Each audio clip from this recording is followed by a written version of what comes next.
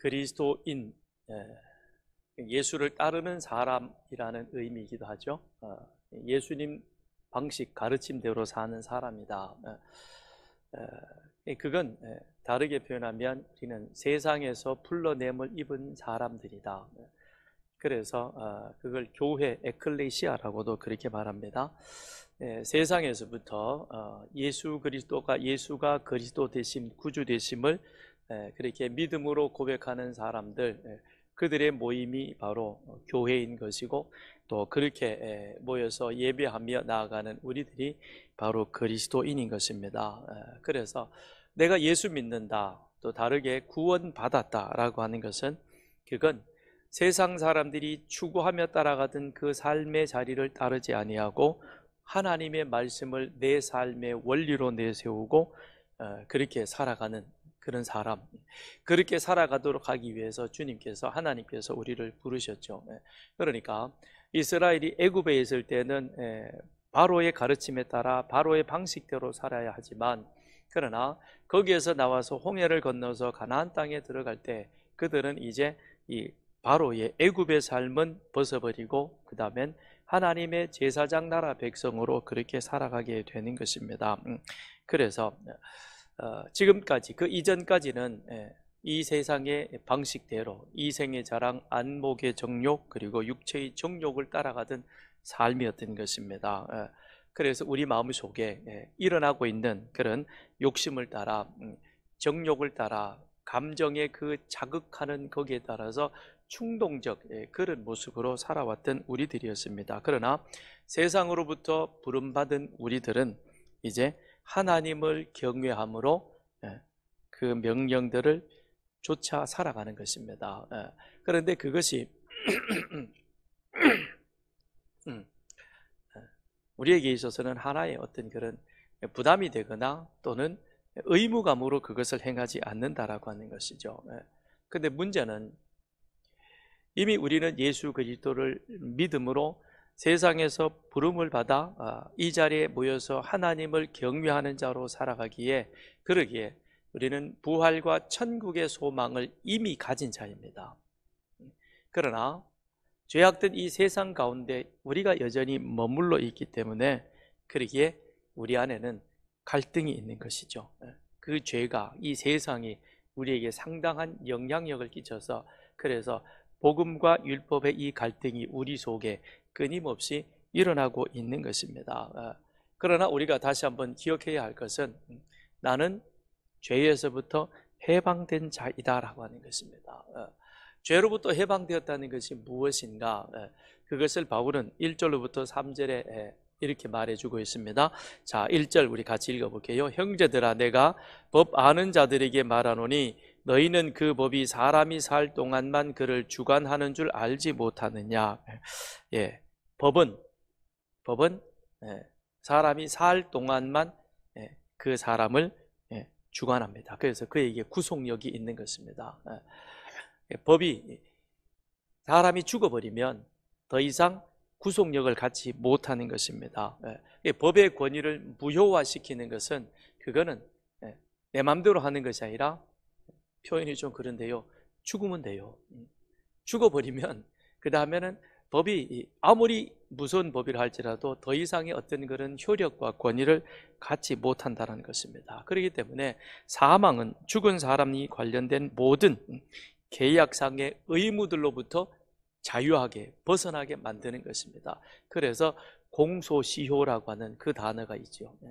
그러니까 내가 사기로 연루가 되었든, 아니면 폭행으로 연루가 되었든, 아니면 그 다른 어떤 것으로 연루가 되어져서 그렇게 재판을 받든, 아니면 검조사를 받든, 그런데 내가 죽어버리면 더 이상 나에 관련되어진 그런 모든 것들에 대해서 이 법은 구속력을 갖지 못하게 되는 것입니다. 그래서 사실상 종결되게 되는 것이죠. 그건 한편으로는 내가 살아있는 동안에 나는 그 법의 보호를 받을 수도 있고, 때로는 그 법으로부터 구속당할 수도 있는 것입니다.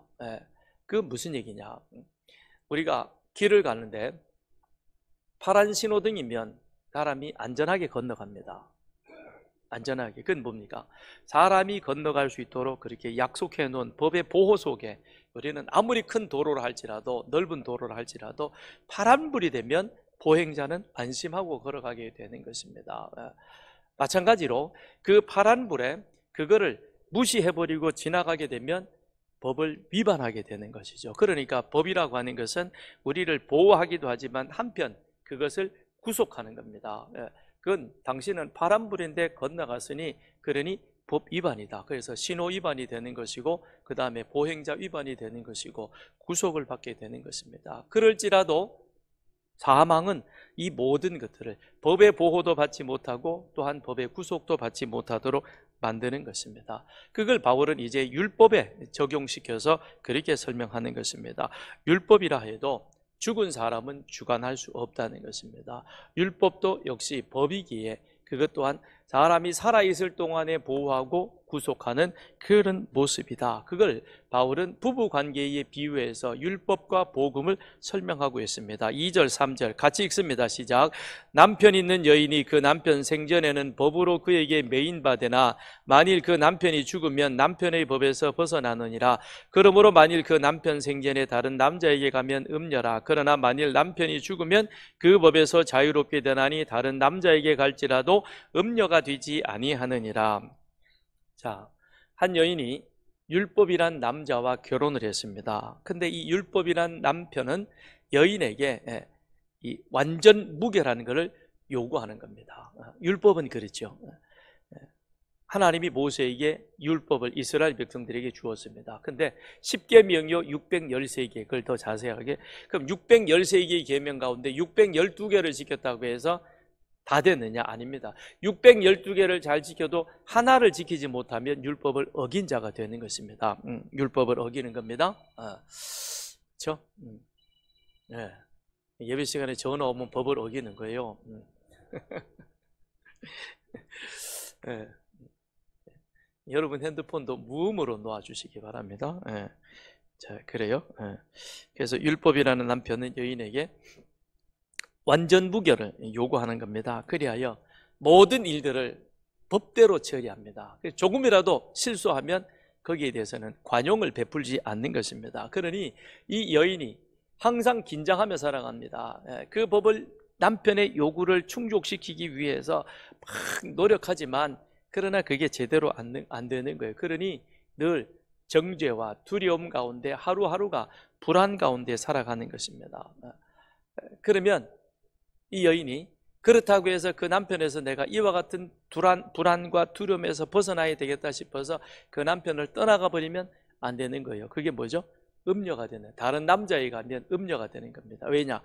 아직 남편이 살아있기 때문에. 그런데 그 남편이 죽었습니다. 잘 됐어요. 그죠? 그 남편이 죽고 나면 그다음엔 이 여인은 그 남편에게서부터 자유하는 자가 되는 것입니다. 그래서 다른 남자와 결혼해도 괜찮다는 것이죠. 괜찮다는 것입니다. 제가 이렇게 말씀을 준비하고 그러면서 인터넷을 이렇게 저렇게 이제 검색하는 가운데 보니까 인터넷 뉴스 제목에 이런 게 올랐어요. 서정희 연희 건축가와 재혼 전제 열애. 서정희가 누군가? 여러분 서정희 누군지 잘 모르시죠? 아는 분은 아실 겁니다. 연예계 밝은 분은 그 캄보디아에서 얼마 전에 죽은 그 서세원 씨 부인입니다. 뭐 그래서 많은 얘기들이 막 오고 가고 그랬는데요. 그런데 이 서정희 씨가 그 전에는 남편이 좋든 싫든 어쨌든 그 남편하고 같이 있어야 되는 겁니다.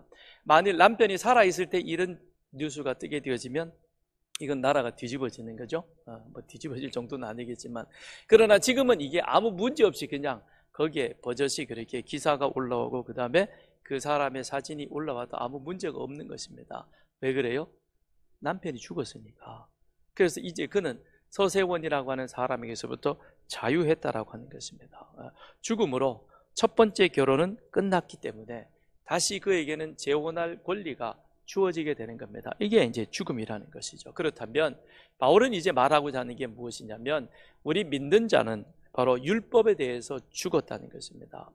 그래서 4절에 가서 보면 그러므로 내 형제들아 너희도 그리스도의 몸으로 말미암아 율법에 대하여 죽임을 당하였으니 이는 다르니 곧 죽은 자 가운데서 살아나신 이에게 가서 우리가 하나님을 위하여 열매를 맺게 하려 함이라 그랬습니다. 율법에 대해서 죽었다. 그걸 바울은 앞에 부부 관계로 설명을 해주 비유로 들었다가 그 다음엔 율법과 우리의 관계, 복음 안에서 자유한 자의 삶의 모습이 어떠한가 하는 것을 이제 설명을 하려고 하는 것입니다. 그런데 율법의 남편은 죽었지만 율법은 죽을 수 없는 것입니다. 율법은 영원한 것입니다. 율법은 사라지지 않습니다. 주님이 말씀하셨죠.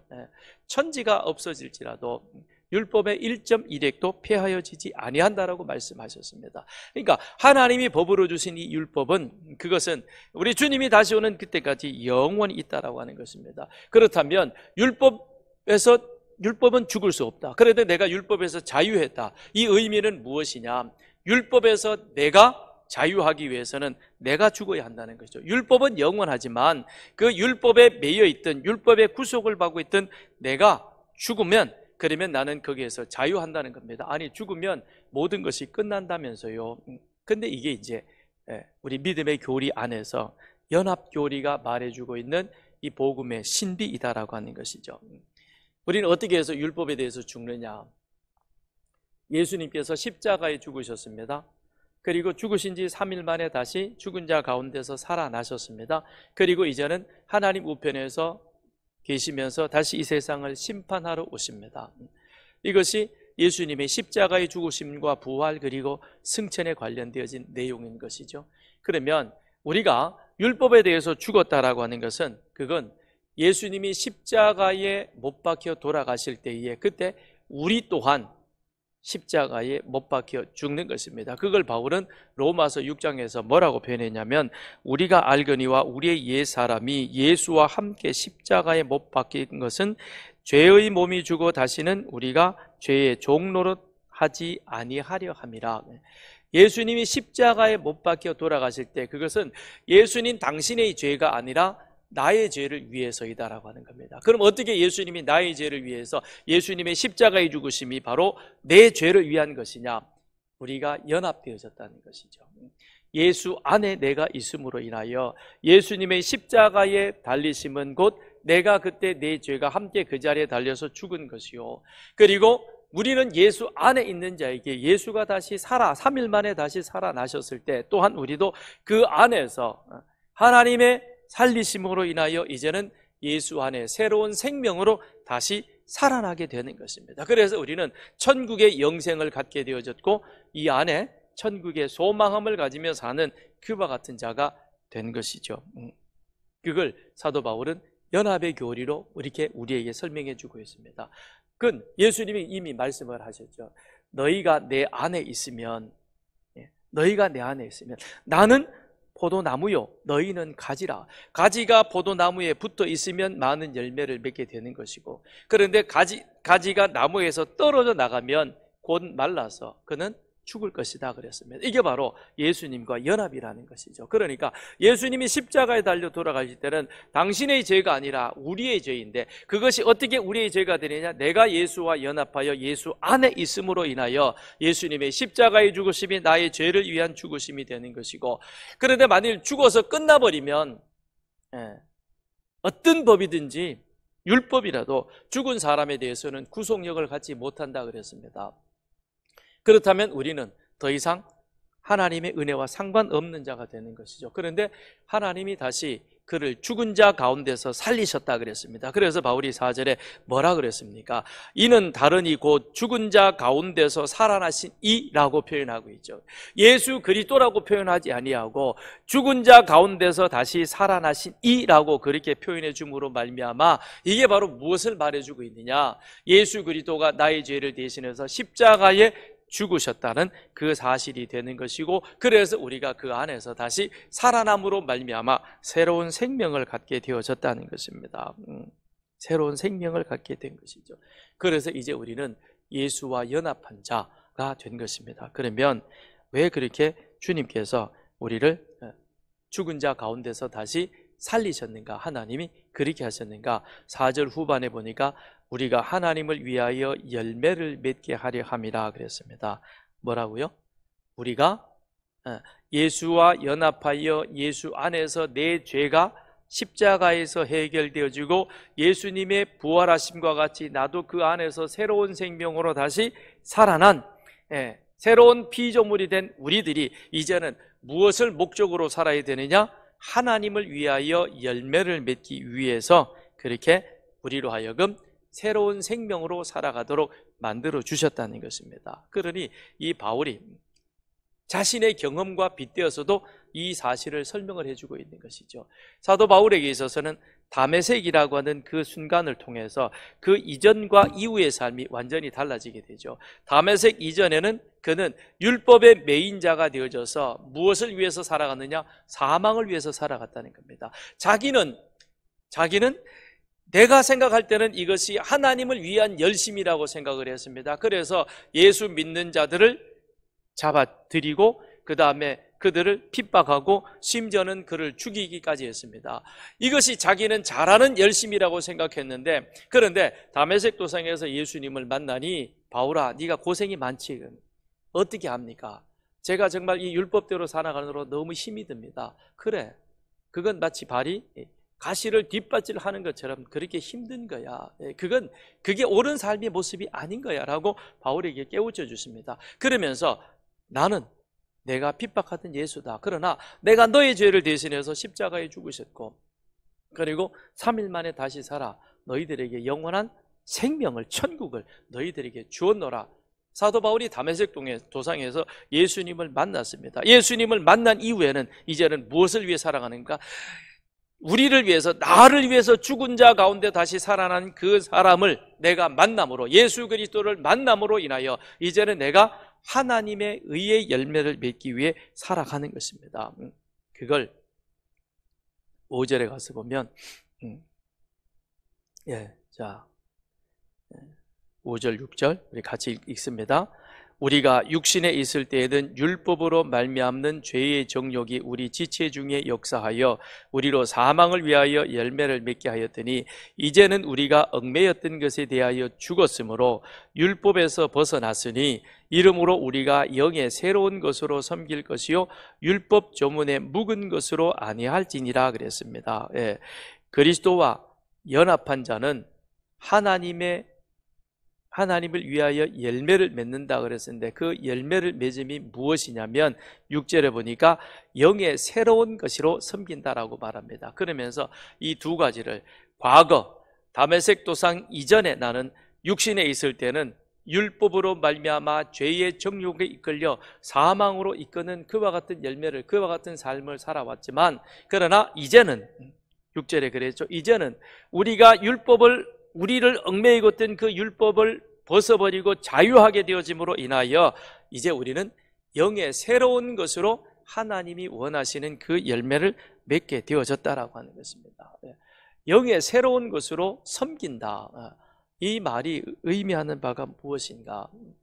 예를 들면 이런 거죠. 어느 날 왕이 행차를 했습니다.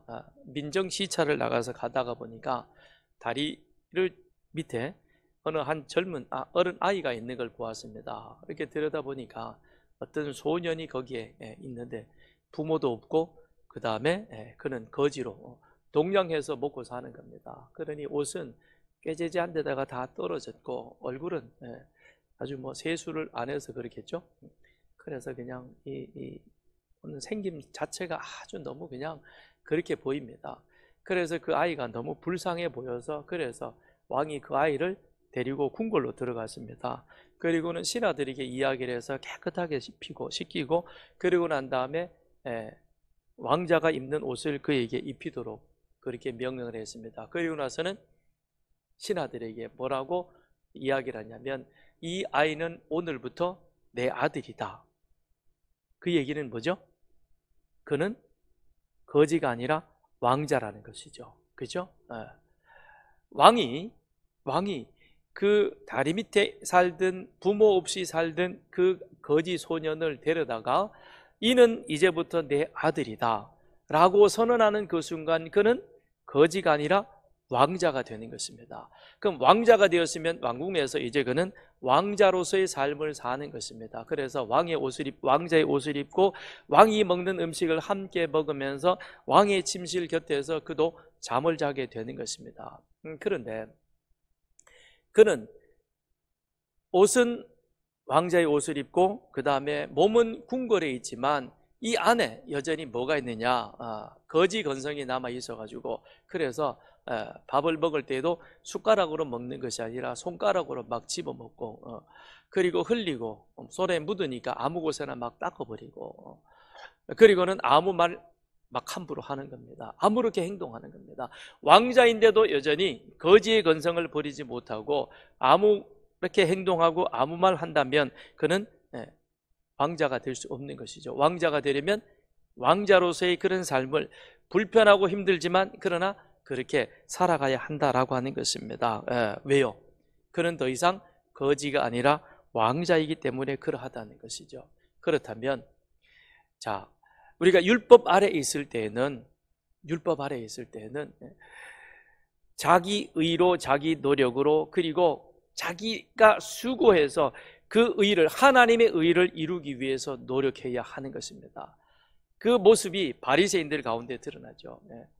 바리새인들은 돈을 사랑하는 자라 그렇게 해서 뭐라고 말하냐면 나는 바리새인이 스스로 말하기를 나는 일주일에 2번 금식하고 그리고 소득의 11조를 드립니다 라면서 나는 이만큼 의롭습니다 라고 길거리에 서서 자기 의를 자랑합니다. 그런데 과연 그 사람이 그렇게 자기 의를 드러내기 위해서 내가 일주일에 2번 금식합니다 라고 선언을 합니다. 정말 그 마음에서 우러나오는 기쁨에서 우러나오는 금식이냐? 그게 아닌 것이죠. 의롭게 보이기 위해서 그렇게 하기 위해서 아깝지만 열의 하나를 구별하여 드립니다. 그래도 11조 하면 잘하는 것 아니냐? 그런데 하나님은 즐겨내는 자를 사랑한다 그랬고 준비된 모습의 헌금을 좋아하시는 것이지 억지로 어쩔 수 없이 의무감으로 존재한다면 그것은 드리는 사람도 부담일 것이고 하나님도 그것은 즐겨 받지 않으신다는 겁니다. 이게 바리새인의 모습이었던 것입니다. 그러나 영의 새로운 것으로 섬긴다, 영의 새로운 삶이라고 하는 것은 내 의가 아니라 내가 예수 안에서 십자가에 죽고 다시 살아난 새로운 삶이 되었을 때 내 안에는 하나님의 성령님이 함께 거하셔서 그 성령님이 하나님의 의를 이루도록 우리를 이끌어가는 겁니다. 그래서 우리는 거기에 자연스럽게 따라 순종하면서 사는 것이죠. 그러니까 바리새인처럼 율법 하에서 자기의 의를 이루기 위해서 사는 삶이란 이 예배 시간이 지겨운 시간이죠. 들어도 사실은 뭔 말인지 잘 모르는 경우도 많죠. 그죠?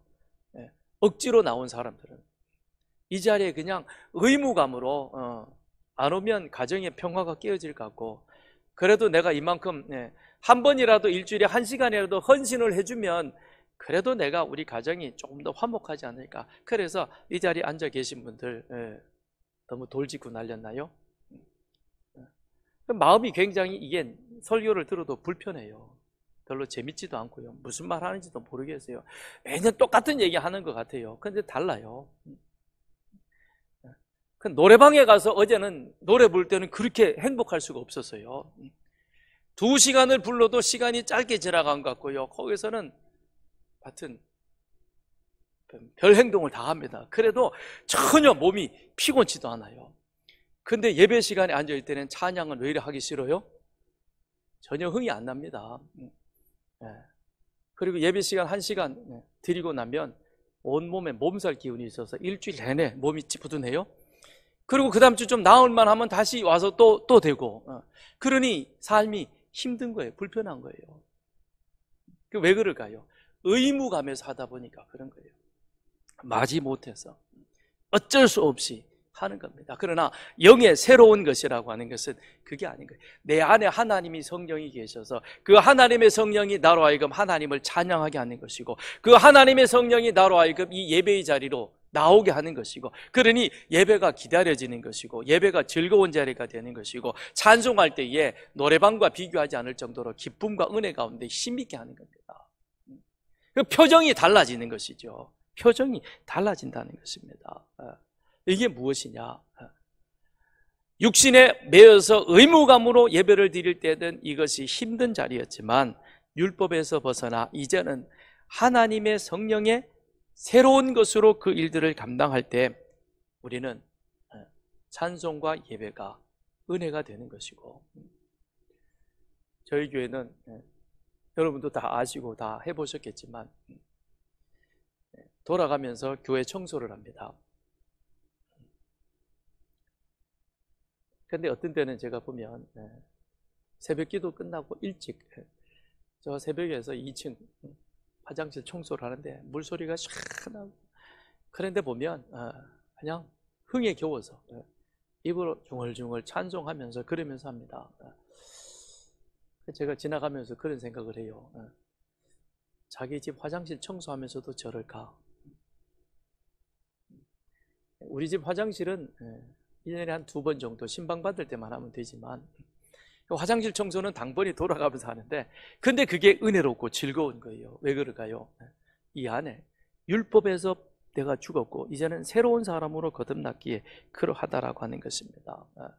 그렇다면 율법은 나쁜 것이냐? 그렇지 않습니다. 바울은 아니라고 말합니다. 자, 7절에 가서 보세요. 그런즉 우리가 무슨 말하리요? 율법이 죄냐? 그럴 수 없느니라. 율법으로 말미암지 않고는 내가 죄를 알지 못하였으니 곧 율법이 탐내지 말라 하지 아니하였더라면 내가 탐심을 알지 못하였으리라. 율법은 나쁜 것이 아닙니다. 율법은 죄를 규정하는 것입니다. 탐내는 것을 탐심이라고 명확하게 이야기를 하는 것입니다. 그래서 율법을 통해서 죄는 명확해지고 분명해지는 것입니다. 문제는 죄가 율법보다 강하다는 것입니다. 이게 무슨 얘기냐? 죄가 율법을 교묘하게 이용해서 우리로 범죄하도록 만든다는 것이죠. 근데 그게 율법 탓이 아니라 죄는 율법이 있기 이전에 이미 있었던 것이고, 그 죄가 율법을 이용을 해서, 그래서 8절을 보세요. 그러나 죄가 기회를 타서 계명으로 말미암아 내 속에서 온갖 탐심을 이루었나니 라고 말하고 있죠.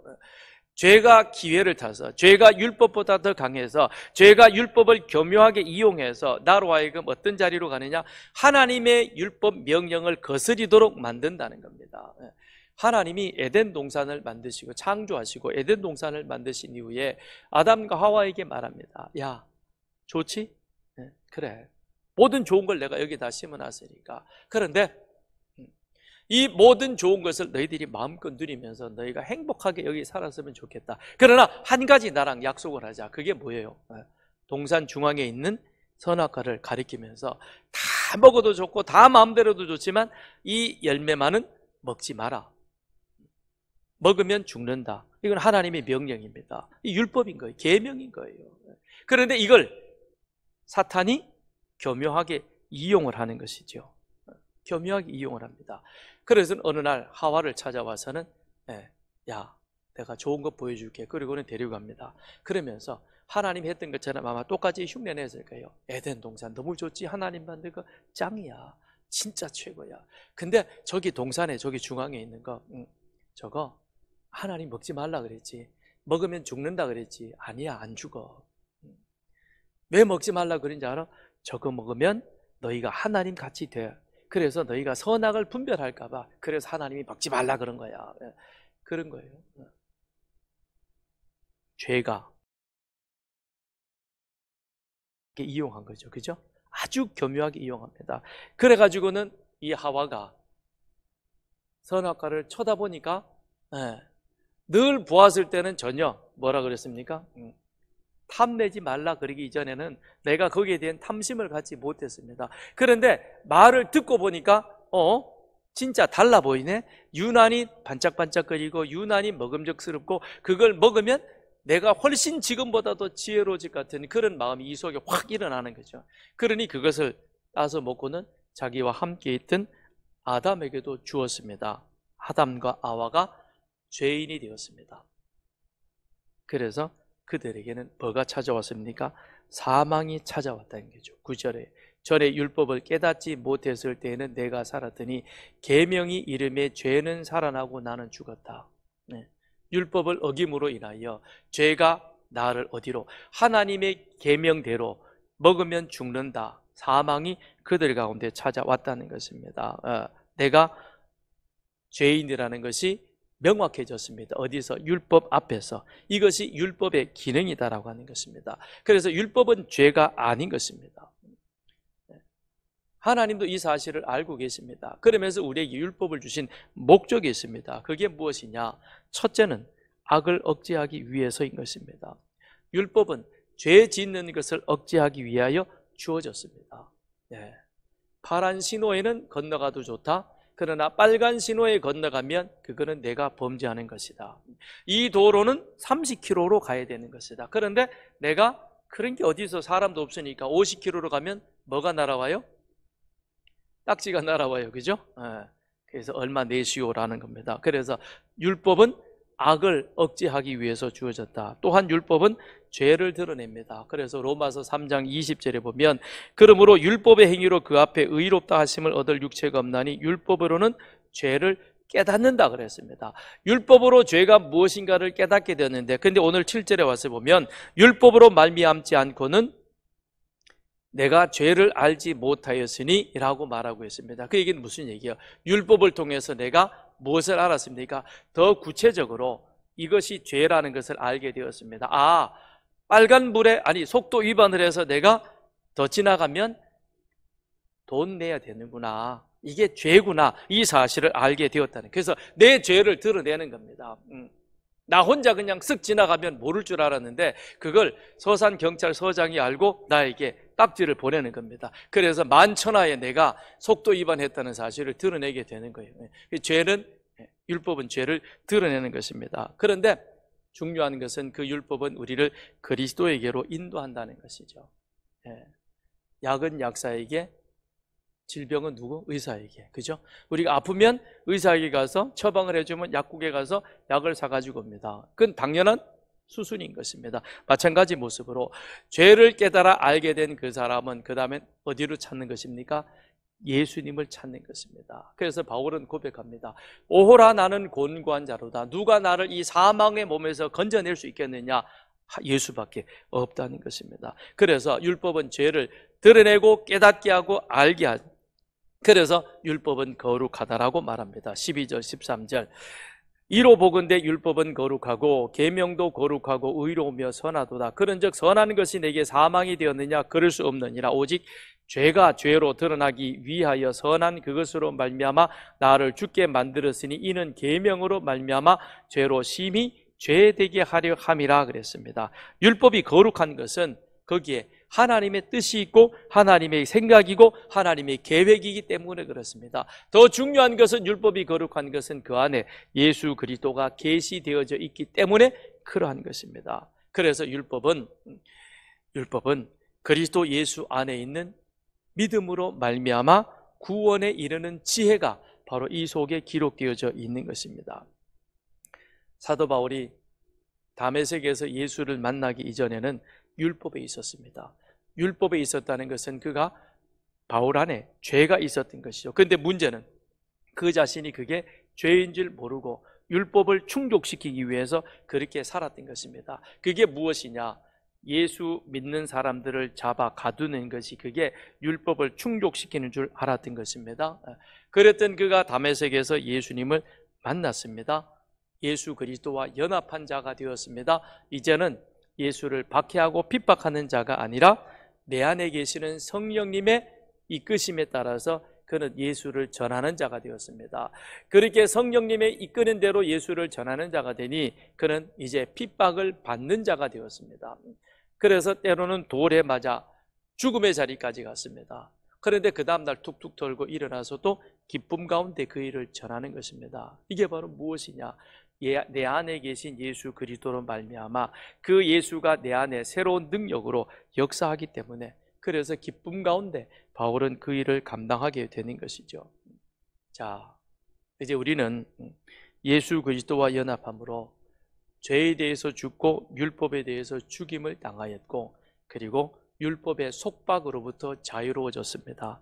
그러나 아직 우리 속에는 죄의 본성이 남아 있습니다. 그리고 이 세상은 죄의 유혹으로 가득 차 있습니다. 그렇기 때문에 우리는 성령의 새로운 능력으로 말미암아 살아가야 하지만, 그러나 내 주변의 여러 환경들이 우리로 하여금 그렇게 살아가지 못하도록, 그래서 내 안에 늘 곤관자라는 그러한 갈등이 있습니다. 그걸 이기는 길이 무엇이겠습니까? 말씀과 기도인 것입니다. 그래서 말씀과 기도로 우리는 우리 자신을 그 앞에 쳐서 복종시켜서 하나님이 기뻐하시는 거룩한 산 제사로 우리 자신을 드려야만 하는 것입니다. 이 일은 매일 매번 반복되어져야 하는 것입니다. 그렇게 반복되어 우리 자신을 하나님 앞에 드릴 때 우리 하나님이 영광을 받으시고, 그리고 우리는 또한 하나님이 기뻐하시는 거룩한 열매들을 맺어가게 될 것입니다. 이 한 주간도 우리는 말씀과 기도로, 나는 이제 율법의 매인자가 아니라 율법에 자유하여 영의 새로운 일들로 하나님의 열매를 맺는 그 일을 섬기는 자로 우리가 기억하고, 그렇게 힘있게 살아감으로 하나님을 기쁘시게 하는 아름다운 일들이 여러분 삶 가운데 많아지기를 주님의 이름으로 축원드립니다.